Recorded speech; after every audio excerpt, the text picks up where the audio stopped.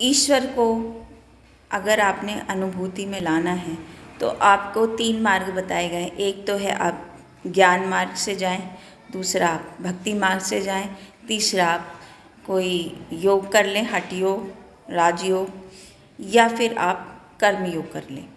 लेकिन जो सबसे प्रिय रास्ता या सबसे सरल रास्ता है वो है भक्ति योग या भक्ति का रास्ता। तो भक्ति क्या है? भक्ति एक प्रेम भाव ही तो है जिसे हम प्रकट कर रहे हैं ईश्वर के प्रति, गा कर, नृत्य करके, जो भी है हम अपना अंदर के भावों को व्यक्त कर रहे हैं।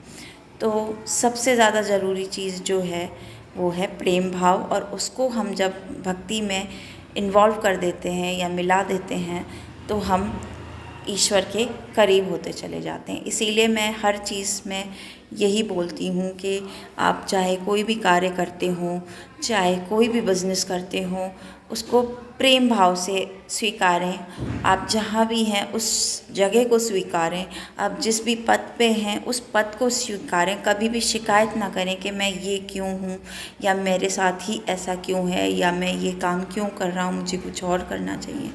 आपको जो काम दिया गया है आप वो काम कीजिए, और आप अगर उस काम को प्रेम करेंगे तो ऑब्वियसली आपकी ग्रोथ होगी। और हर बार अगर आप अपनी काम से प्रेम करेंगे तो आप चेक कर सकते हैं आपकी ग्रोथ कितनी हुई है, और ग्रोथ होना बहुत ज़रूरी है, तभी आप समझ सकते हैं कि आपने अपने काम से प्रेम किया है।